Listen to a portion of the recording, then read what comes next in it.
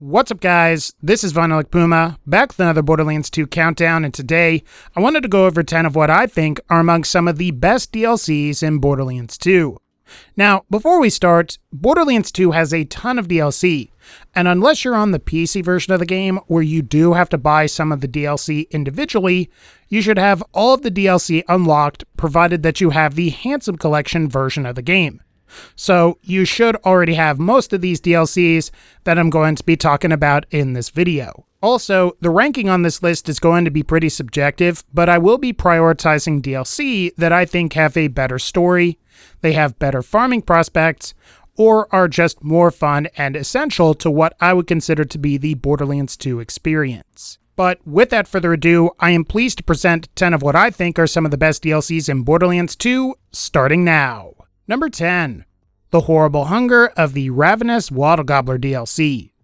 Now, this may actually be a bit of a controversial inclusion, but I actually think that the Wattle Gobbler DLC is a bit better than either TK Baha's Bloody Harvest or Mad Moxie's Wedding Day Massacre. This mostly comes down to the fact that you can farm both the Wattle Gobbler itself and the minions that spawn around it for a decent amount of XP, and it's also because you can farm the chests that you gain access to after defeating the Wattle Gobbler for some decent loot.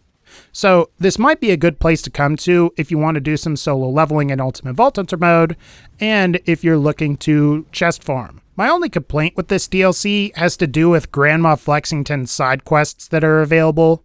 These side quests are incredibly long and tedious, as you have to listen to Grandma Flexington recite her story while also following along so you can properly answer the questions that she asks throughout. Ultimately though, this is an okay headhunter pack to try, and if you're looking to farm for XP, you may want to try this.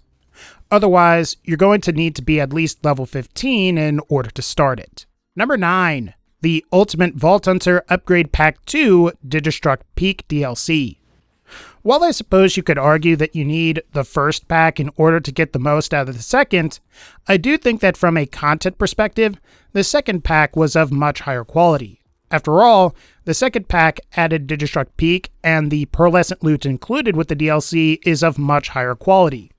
Especially in the case of the Becca, which is possibly the best assault rifle in the entire game. It also doesn't hurt that when this DLC pack was combined with the first one, it made the level cap reach 72 and unlocked not only the overpower levels, but also a bunch of new legendary class mods for each character class as well.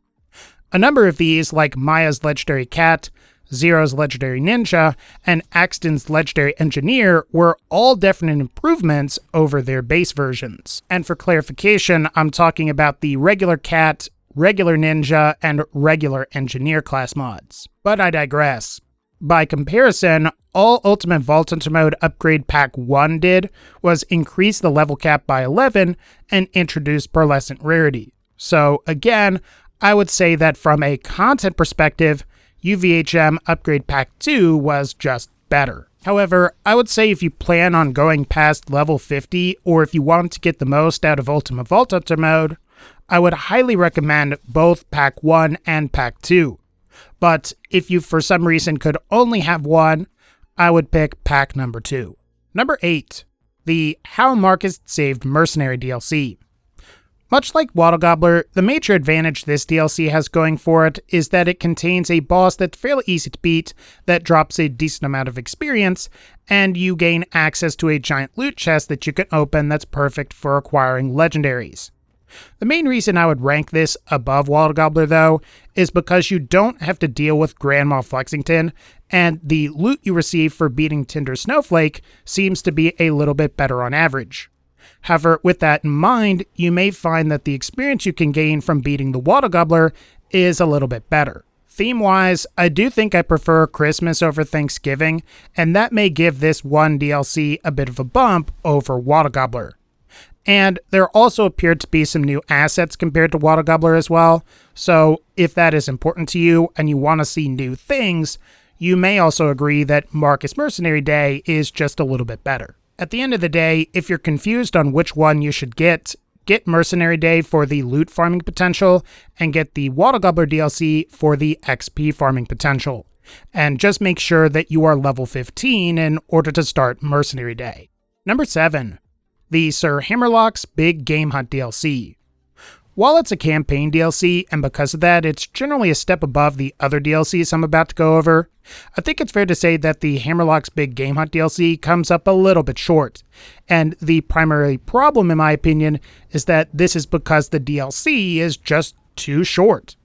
Not to mention it has some annoying side quests like the Egg on Your Face side quest, which requires you to traverse this giant map collecting eggs in order to complete it. As far as positives are concerned, Hammerlock's Big Game Hunt has this really cool safari hunting theme.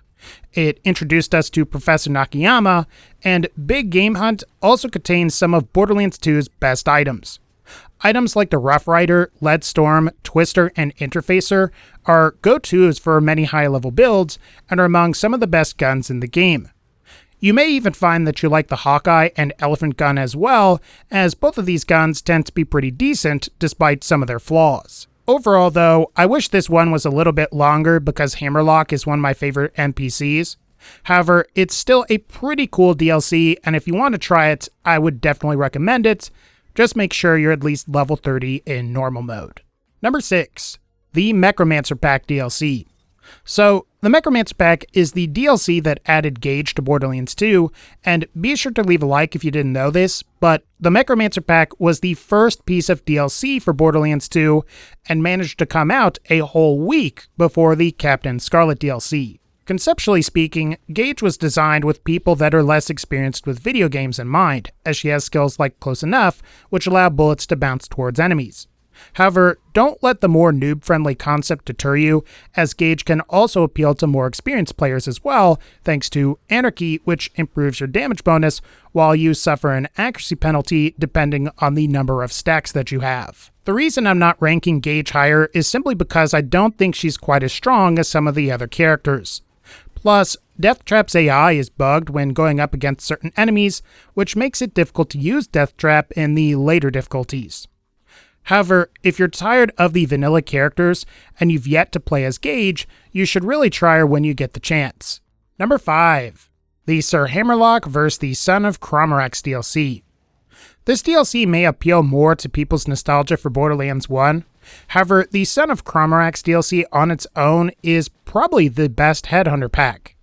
Not only does it have a pretty good atmosphere in the sense that it takes place in a tropical setting, but it also has what is possibly one of the coolest little areas in the entire game in the form of the underwater aquarium tube that the player can traverse through. However, I'd say the main reason you would try this DLC is for the Son of Cromarax boss fight.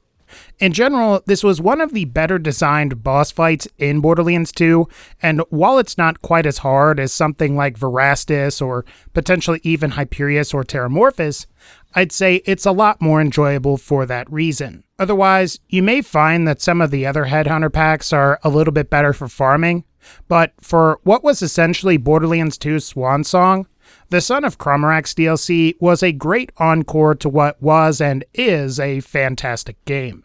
Number 4. The Mr. Torg's Campaign of Carnage DLC. While it's not quite as strong on story and atmosphere as some of the other DLCs, Torg's Campaign of Carnage is still a pretty great DLC all the same. After all, Torg's campaign introduced us to Mr. Torg, who is probably one of the best NPCs in the game, and the DLC itself also features one of the best places to grind experience, which is the Beatdown Bar Brawl that's located in Pyro Pete's bar. Not only can you get a decent amount of experience from defeating the enemies here, but the quest associated with the Bar Brawl also allows you to gain experience as well. So if you're looking for a great place to grind XP with some of your friends, then the Torg DLC is the way to go. The other thing I think helps this DLC is the Pyro Pete raid boss fight that's literally right next to the Bar Brawl area. Not only is Pyro Pete possibly the easiest raid boss in the game, but he can drop Seraph Crystals, a few Seraph items, legendary items, and I've even seen him drop some Pearl Essence as well. So if you're looking for a great way to farm legendaries with your friends, and you don't want to constantly quit out all the time, farming Pyro Pete is a great solution. Ultimately, this is a DLC you're going to want, and while the story itself leaves something to be desired, Pirate Pete's bar makes it all worth it, as this is a great place to farm for loot and XP with some friends. Just make sure you're at least level 15 in normal mode before you start the DLC. Number 3. The Psycho Pack DLC. As far as character DLCs are concerned, I think the Krieg DLC is probably the best one. Now, this isn't to say that Gage is a terrible character or anything, but I do think that relatively speaking, and when compared to other vanilla game Vault Hunters, Krieg is definitely in the top 3. The major advantage Krieg had is that he came out after the first Ultimate Vault Hunter mode update to the game, and thus, he is overall better balanced to take on Ultimate Vault Hunter mode. It also doesn't hurt that Krieg is actually quite versatile and can really take advantage of a wide variety of weapons and playstyles. For example, Krieg is really good with fire weapons thanks to his Hellborn tree, and is definitely the game's, or at least one of the game's, best melee characters thanks to how a bunch of his skills boost melee power. In fact, melee Krieg can get so good where it doesn't even matter what weapons you have, especially if you have him equip certain items like the Rough Rider and a Blood of the Ancients relic to help boost his maximum health. Otherwise, you may find that it's fun to play as a Psycho and use a Buzzsaw Axe, as well as take advantage of Krieg's more high-risk, high-reward design. All you should have to do once you have this DLC is simply pick Krieg as a starting class and you should be ready to go. Number 2. The Captain Scarlet and her Pirate's Booty DLC. Of the campaign DLCs, I'd say this one is definitely one of the best. While I think Dragon Keep has a better story, I think this DLC has much better loot, and easily has some of the best quest reward weapons in the entire game. After all, it's pretty hard to compete with the likes of the Sandhawk, Pimpernel, Jolly Roger, and Rapier. Otherwise, there are quite a few decent Seraph weapons as well, like the Tattler, Seraphim, and even the Ahab. However, there are also some stinkers in this DLC, like the Devastator, Retcher, and Patriot, and that probably lowers this DLC a little bit. As far as story and theme are concerned, I definitely think more effort went into this DLC than what we saw with either the Torg or Big Game Hunt DLCs. Not only is the story fairly long, but I also really like the pirate/desert theme as well, and I think the Sand Skiff is my favorite vehicle in all of Borderlands 2. It also doesn't hurt that this DLC has some really great locations like Hater's Folly, which is this really cool oasis-type area, and Magnus Lighthouse, which is this huge natural lighthouse/plateau area. In general, I'd say the Captain Scarlet DLC is my favorite DLC overall. It's got a great balance of loot, story, and atmosphere, so it's a DLC you should definitely consider checking out if you've beaten the main game. Just be sure you're at least level 15 in normal mode before you start it. And last but not least, number 1, the Tiny Tina's Assault on Dragon Keep DLC. In terms of story and quality, I think the Dragon Keep DLC is the most interesting and quite possibly the best campaign DLC, if not the single best DLC for Borderlands 2. It's also worth pointing out that unlike most of the other DLCs for Borderlands 2, which were outsourced or are really more similar to the rest of the game, the Dragon Keep DLC has the advantage of being developed in-house by Gearbox Software, as well as the fact that it has this really unique Dungeons and Dragons theme to it. More specifically, the whole DLC is medieval themed and features various enemies like skeletons, sorcerers, dragons, and knights. So if you're looking for an experience that is truly unique in Borderlands 2, Dragon Keep should be able to offer it for you. As for the loot, this DLC is pretty good as it includes some pretty excellent items like the magic missile and regenerating ammo grenades in general.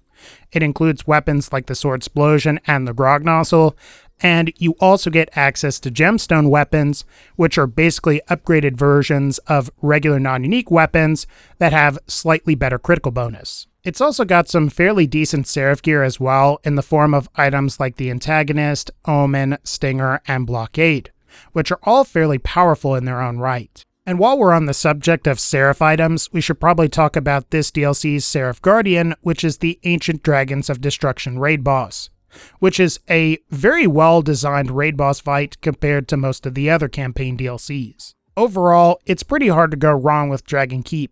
It's a great DLC, it's got a cool story, it's got a cool theme, it's got great loot, and it's also got a pretty great raid boss if you're into that. So just be sure you're at least level 30 in normal mode before you start it. Alright guys, thank you all for watching, and I think that's going to pretty much wrap up this particular Borderlands 2 countdown. If you liked this video, feel free to leave a like, click the bell so you can be notified when I upload more videos, and as always, again, thank you all so much for supporting the channel, take care, and I'll see you all in the next one.